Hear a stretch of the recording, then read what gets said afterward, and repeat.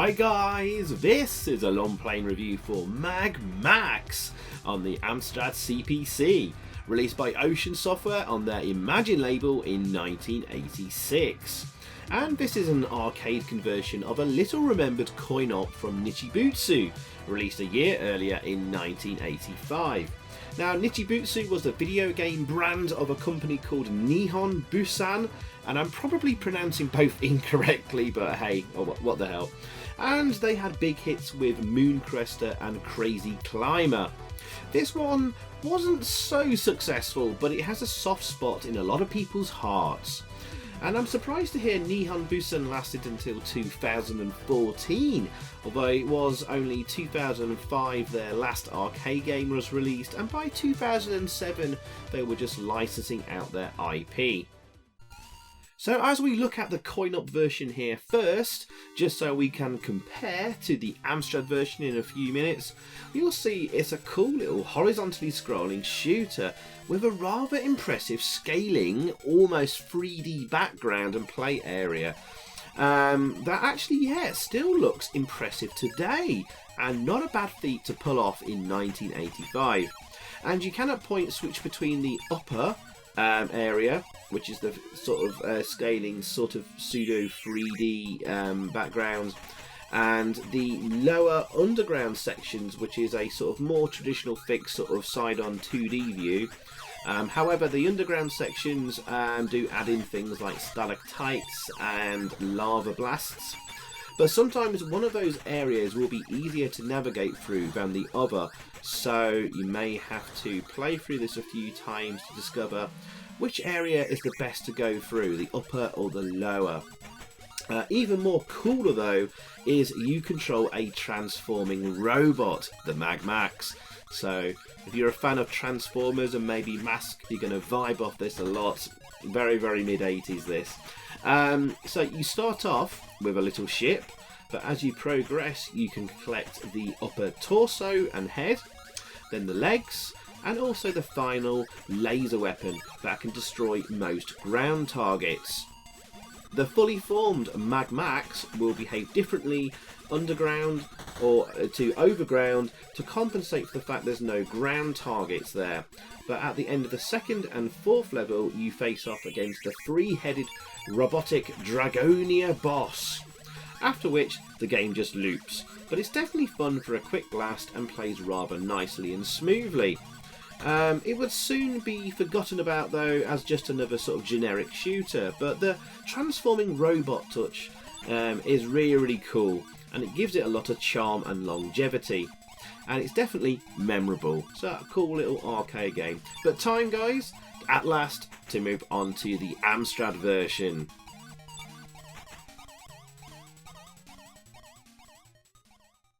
So just very quickly, here's the box art again, but this time for the cassette version. And that's very, very nice looking, even if the yellow background is rather garish. But let's kick things off here, and we're about to see a very nice loading screen by Mark R. Jones, not to be confused with Mark K. Jones, who also did the in-game graphics. Confusingly, there were two Mark Joneses at Ocean. But more on the credits shortly. But let's have a look at this title screen here and have a listen in full to the rather nice music.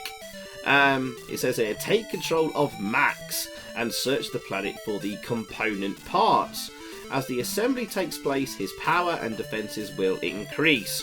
Mag Max, the Robo Centurion. And there we go.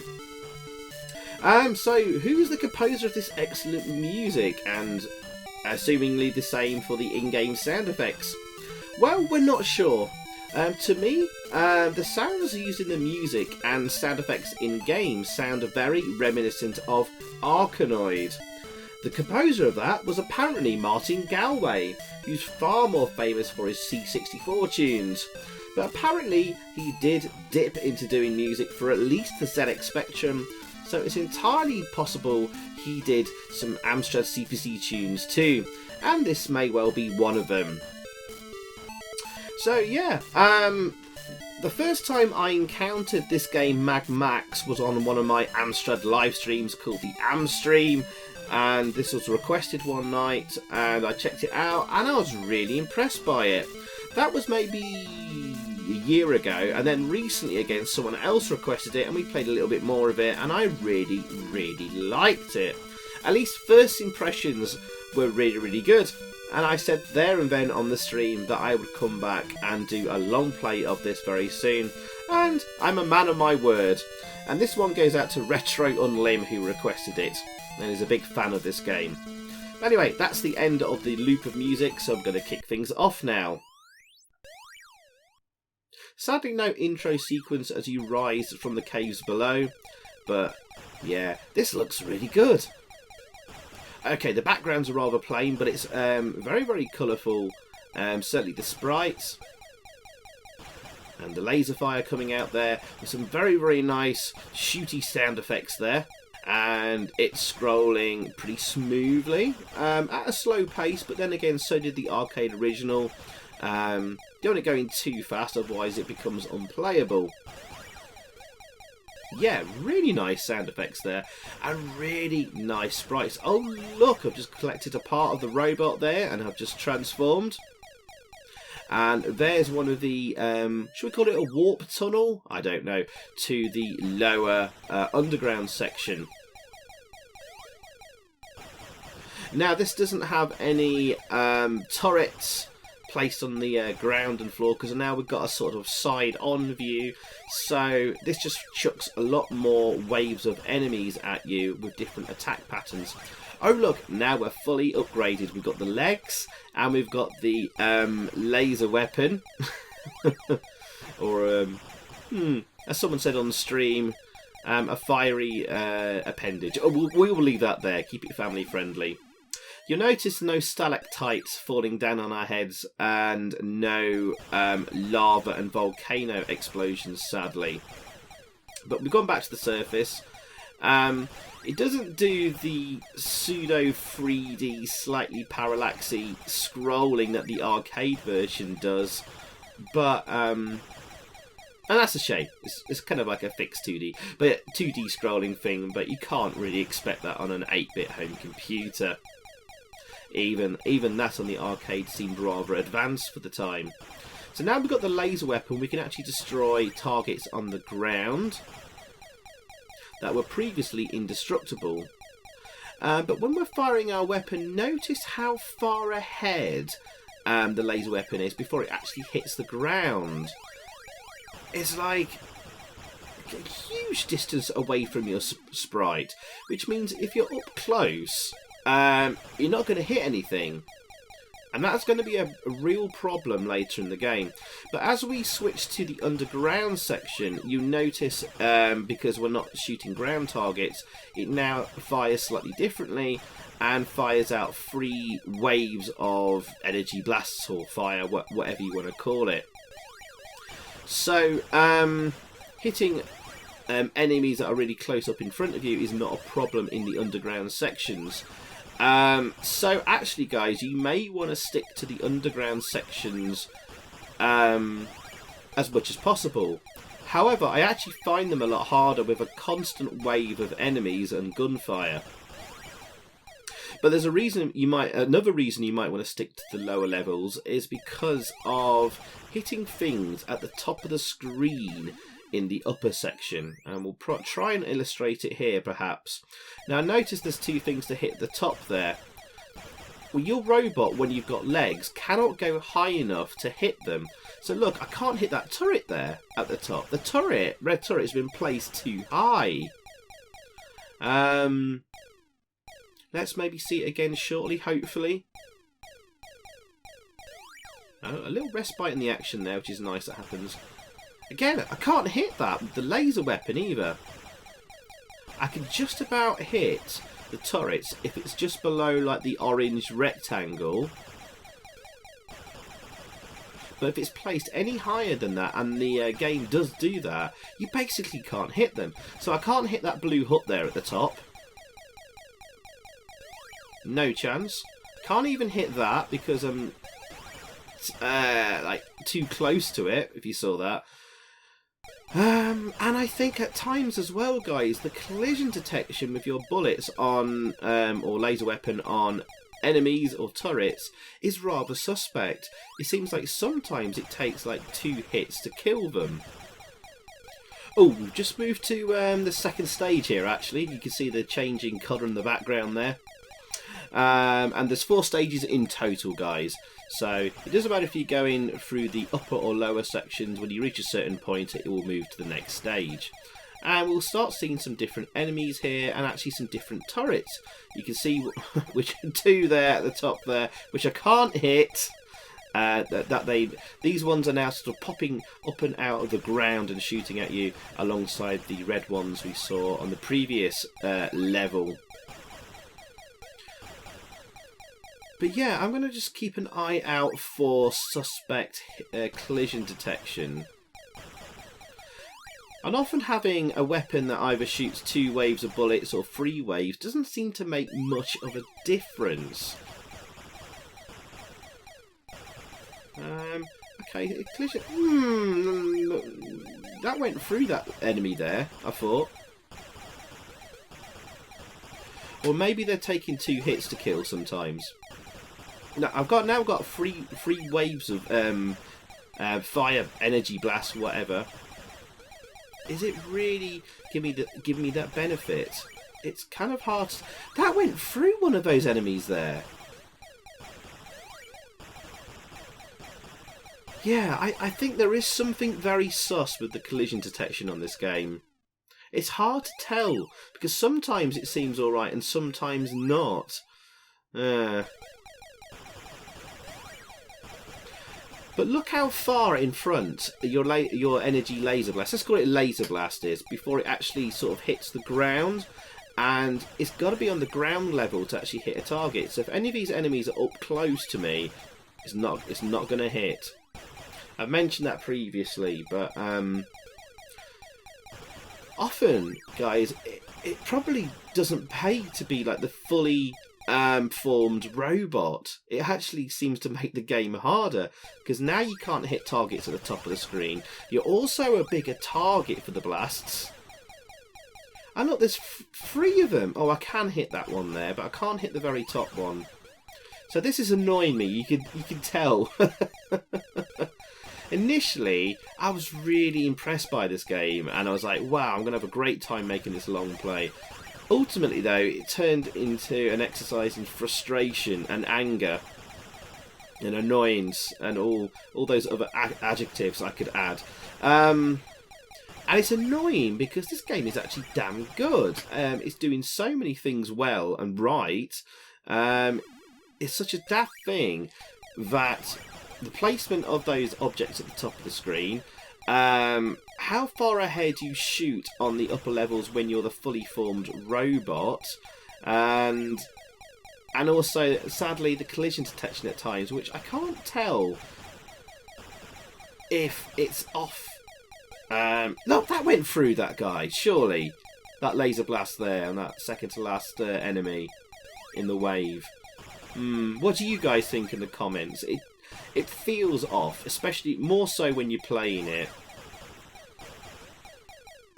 And that's a shame. That's a real shame. It was looking like a real cracker of a game, and perhaps like a forgotten about gem, maybe even an undiscovered gem. I mean, there is gaps between like your laser blasts. You clearly see it, and you saw some enemies perhaps, like there, sneak through the middle of 2 blasts, potentially. I think hopefully we should be coming up to a boss battle though, and you'll see yeah, here's the boss battle. The Dragonia, the 3-headed Dragonia, I think it's called. Because with a fully formed robot, this is a problem because of the laser blast hitting the ground so far away from your character, it doesn't register as a hit on any of the 3 heads. And look, I'm blasting away. I think you want to be just slightly higher than the enemy in question for it to register a hit, but still, Not happening. Just lost a laser weapon. That was doing me no good here. And I'm sure... Look, it's worth just taking a hit there and turning back to either the robot, which is just the torso, no legs. He almost fires... Look, I'm getting hits now. One of the heads got destroyed. There's the second head going. It's actually easier as the original sort of like spaceship you start out with. Because that just fires straight away along the ground. And yes, we've done the boss there. So that's level 2 done of 4. So this is level 3, then we've got level 4, and then we'll have the boss appear again. And that's it. That's the game complete, essentially. It loops around and doesn't appear to be any harder on the second loop. But yes, I think it was the boss was called Dragonia. I was correct. So yeah, bit of a shame there. I think this is supposed to be like the sea and water level that we have on the arcade version, and yeah, it looks quite nice with the blues. The graphics here are fantastic. So let's talk about the people behind the game. In-game graphics we know for sure were by Mark K. Jones. He was known for doing, of course, Gryzor and Renegade. Just remembered. How could I forget? But he didn't do much over graphics after that, sadly, and he was one of the best graphics artists we've seen on the Amstrad sort of scene back in the day. But what about the coder? Well, I spoke briefly to the legend that is Simon Butler, who worked on the Commodore 64 version, and also, rather interestingly, briefly on an abandoned earlier Amstrad CPC version, which apparently was rubbish, so was ditched. Now, he tells me the coder might be John Brandwood. He of also Gryzor and Renegade fame, but also Short Circuit, and then later the Untouchables. However, Simon isn't completely sure on that, sadly. I then spoke to the Specky coder, Gary Knight, because I've spoke to him in the past and have contact details for him. And he tells me it might be a guy called Gary Burfield Wallace, because, directly quoting Gary Knight, Gary was responsible for Amstrad versions of most of our games. Those are games including View to a Kill, for Dumark, and also V for Ocean, which came out around about the same time as Mag Max. So we may be onto something there. Now, I have emailed Gary Burfield Wallace because I've spoken to him in the past about A View to a Kill specifically, but at the time of doing this review, I've sadly not had a reply, and well, I need to move on, guys. I need to get this video out. But if Gary does reply and confirms he is the coder, well, I'll add a comment to the video and I'll pin it to the top of the chat. Now, we talked about the sound effects and music. We reckon it's Martin Galway. Again, we're not entirely sure. There's a lot of games from Ocean and Imagine around this era, in 1985 to 1986 and 7, that go uncredited, sadly, and we're not quite sure who did what at Ocean back in the day. Ocean didn't add credits in the manual, or on the back of the box, or in-game. So we just have to try and make the best guess possible. What else to mention here? Oh, actually, there's a clever mode split going on in this game here. The main game and playing area is in mode 0, hence the chunky pixels and really colourful graphics.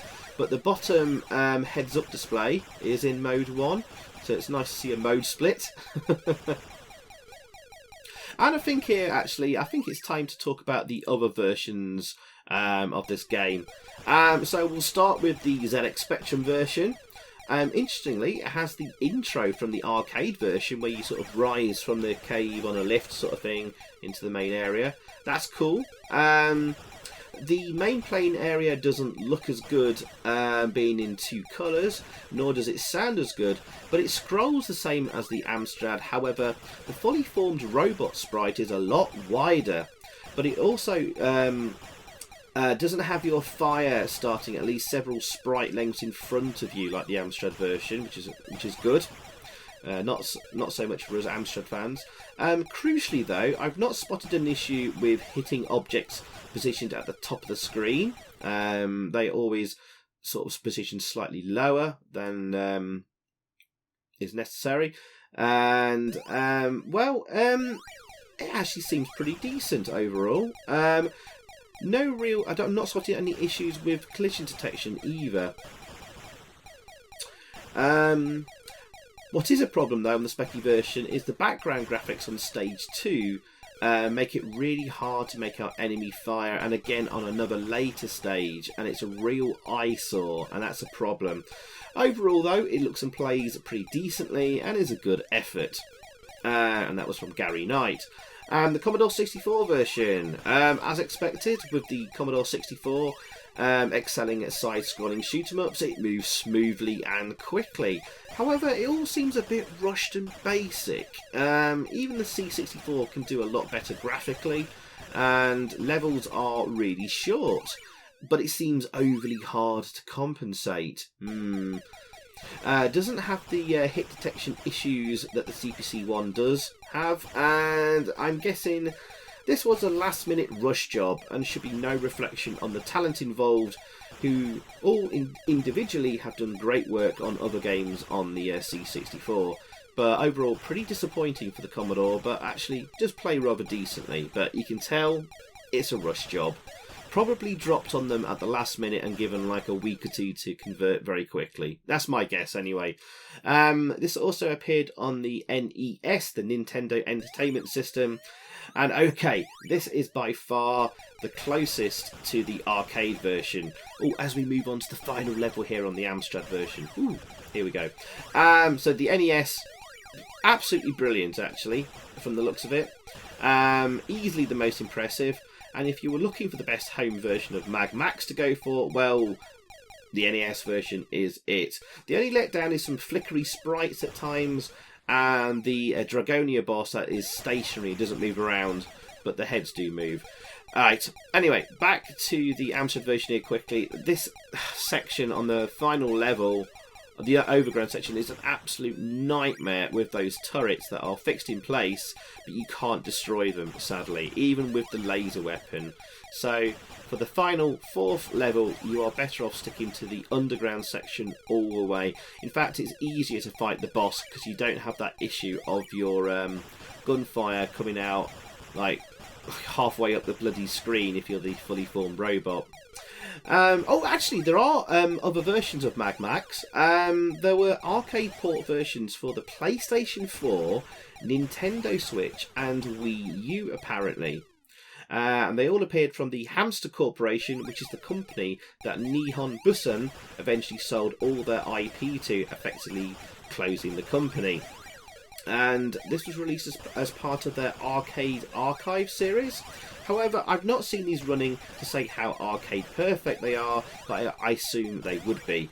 But this is actually very timely, because according to Nintendo.co.uk, the Switch release was this month, a few days ago, on the 7th of May, and we're recording this on the 11th of May. Wow! What timing? Anyway. Okay, let's talk about reviews at the time. Mag Max was reviewed in the August 1987 issue 23 of Amstrad Action magazine. Wow. It was their game of the month, believe it or not, even above Barbarian in the same issue. Barbarian got 87% and Mag Max got 89%.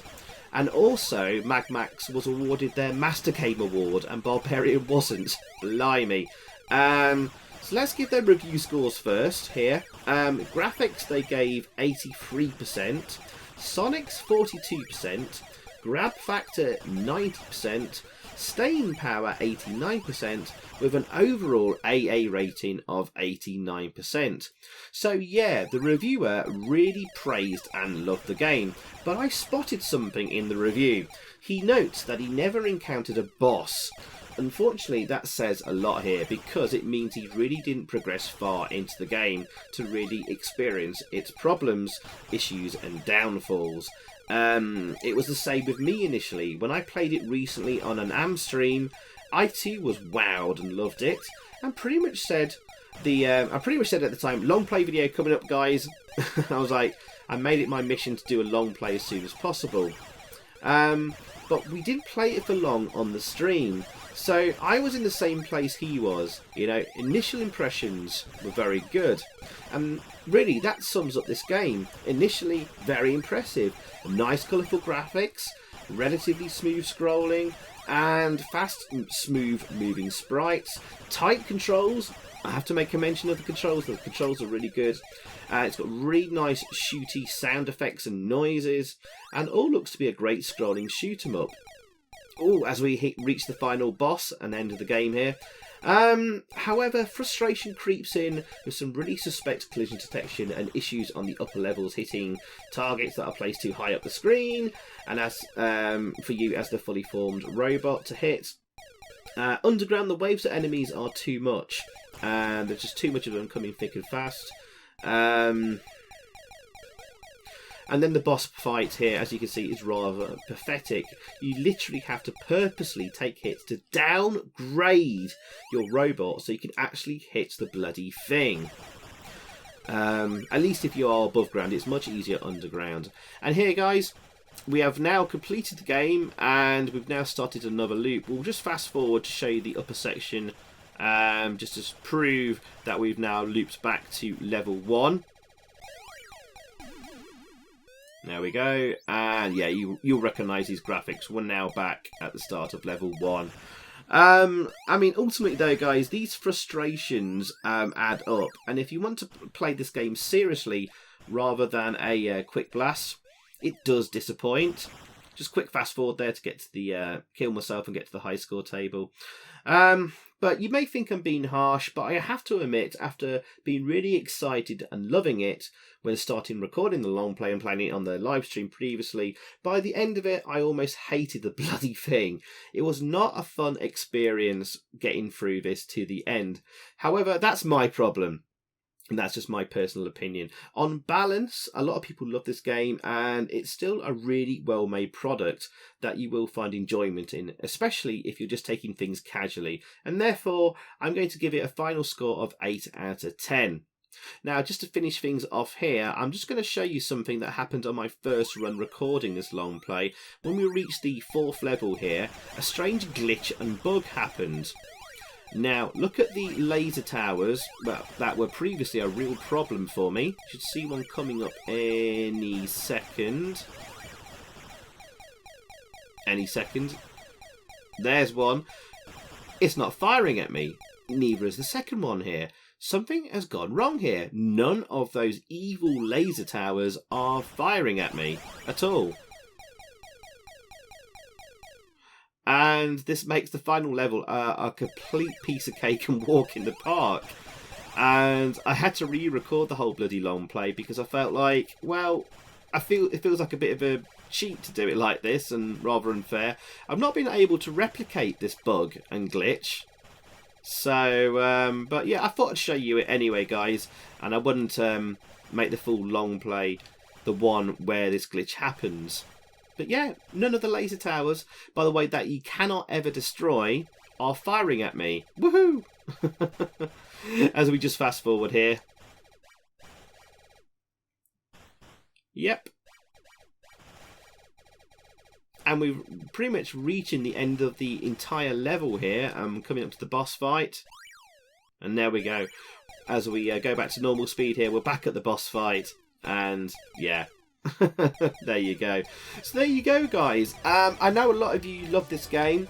I have to be honest though and point out some serious flaws and faults. It's a shame because this could be really, really bloody good. But sadly, those annoyances really spoil it for me. However, I do appreciate it's actually a really, really good overall product, and you're probably going to have some fun playing this. But if you want to see the end of it, it's going to be a very frustrating experience. So there you go, guys. 8 out of 10 from me. Thank you very, very much for watching.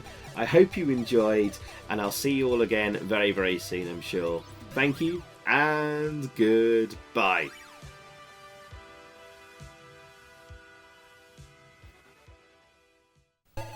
So thanks for watching, guys. I hope you enjoyed that. If you did, please click a like below, leave a comment, and also subscribe if you haven't already.